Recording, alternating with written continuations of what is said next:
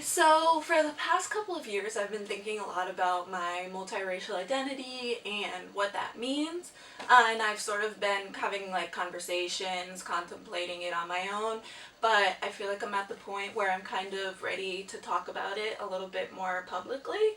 And so I wanted to make this video to sort of just share some of myself, my experience with other people. Maybe other people are curious, and maybe there are other, biracial, multiracial people out there who this video could help, which would be awesome.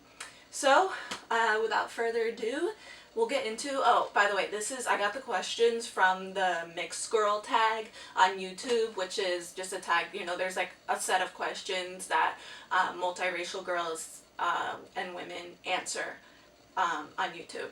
So, I am mixed with black, white, and a little bit of Native American. My dad's black and has some Native American, and my mom is white. I grew up in a town with a large Latino population, and a large percentage of my classmates were Latino, and so I would have often been mistaken as Hispanic, and most commonly I would say Dominican and Puerto Rican.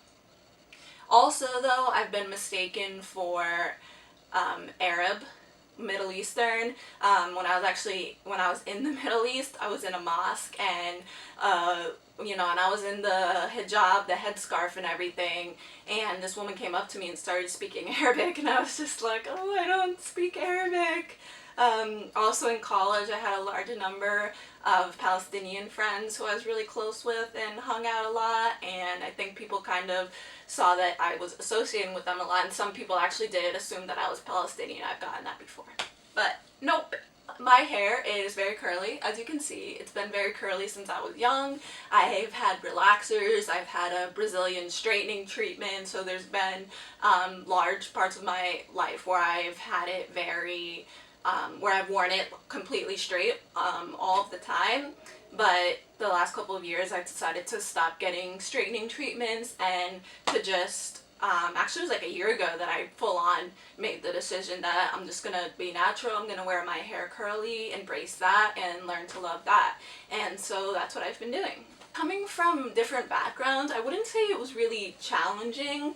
Yeah, there are different cultures when I would hang out with my mom's family versus, my dad's family that's black, my mom's family it's white. So there were different, just not huge things, but just like in the way people interact with each other and the way, the family reunions are and things like that. I would say the biggest challenge was labels and trying to figure out labels. Society always tries to put us in boxes and put labels on us, and so people always tried to label me and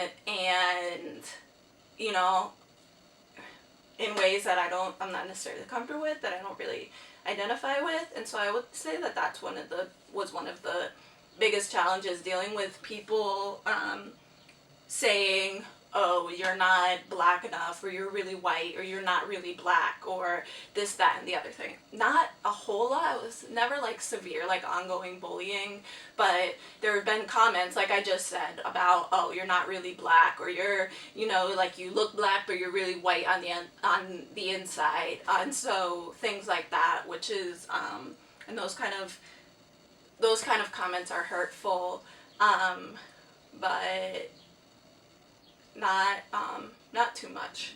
No. Growing up, kids don't really